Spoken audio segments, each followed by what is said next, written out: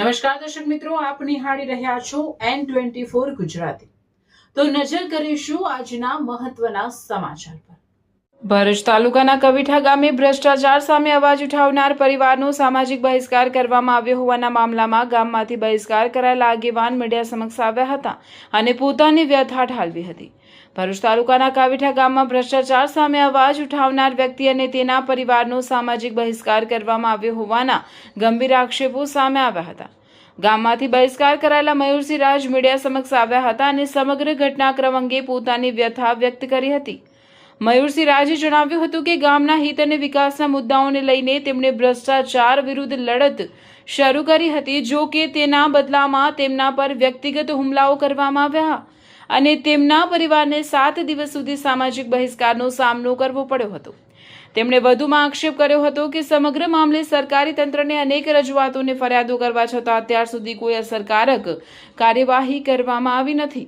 સમાધાન અંગે મયુરસિંહ રાજે સ્પષ્ટ જણાવ્યું હતું કે જો મામલાનું નિરાકરણ લાવવું હોય તો જિલ્લા પંચાયત સભ્ય યતીન પટેલ દ્વારા ફરીથી ગ્રામસભા બોલાવવામાં આવે અને જાહેરમાં તેમની માફી માંગવામાં આવે।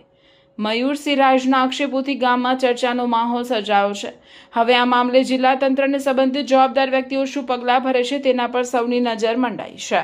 અમોને 14મી તારીખે આખા મીડિયા કર્મીઓએ અને આખા ગુજરાતે જે જોયું છે વાયરલમાં, એ રીતે અમને આ તાલિબાની સજા જિલ્લા પંચાયતના સદસ્ય અને અમારા ગામના રહેવાસી શ્રી યતીનભાઈ અરવિંદભાઈ પટેલ દ્વારા કરવામાં આવેલું છે। અને જેની અંદર આ કરવાના મુખ્ય કારણો એ છે કે મેં ભ્રષ્ટાચાર સામેની લડાઈ ઉઠાવી હતી, એની સામે અવાજ કર્યો હતો અને આજે એ ભ્રષ્ટાચારોના મુદ્દે મારી પાસે બધા પુરાવા હાજર છે, જે હું તમને અત્યારે આપીશ। આના સિવાય દરેક વસ્તુમાં એ લોકોએ આપણી સામે જે તે મુદ્દા ઉપર ચર્ચા નથી કરી, જે તે મુદ્દા ઉપર મને લડત નથી આપી, પરંતુ મારી પર પર્સનલ હુમલા સતત કરતા રહ્યા છે।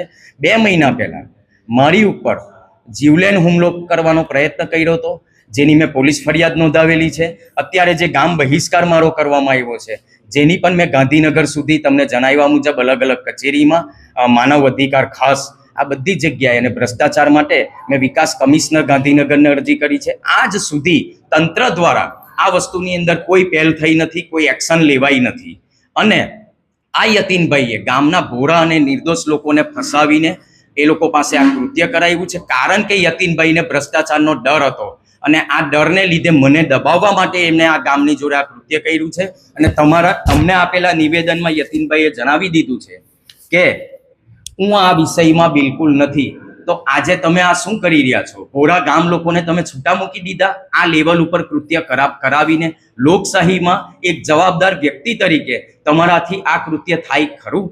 અને તમે મીડિયા સામે સતત જૂઠું બોલતા રહ્યા છો કે આ બહિષ્કાર કરવામાં જ નથી આવ્યો। તો મારી પાસે ડૉક્ટર સાહેબનું પોલીસને આપેલું નિવેદન છે, મારી પાસે વિડીયોથી દુકાનદારના પુરાવા છે કે તમે અમારો બહિષ્કાર 7 દિવસ સુધી કર્યો છે ને નક્કર બહિષ્કાર કર્યો છે, અને એ દિવસો મારા પરિવાર બહુ ગંભીર પરિસ્થિતિમાંથી પસાર કરેલા છે।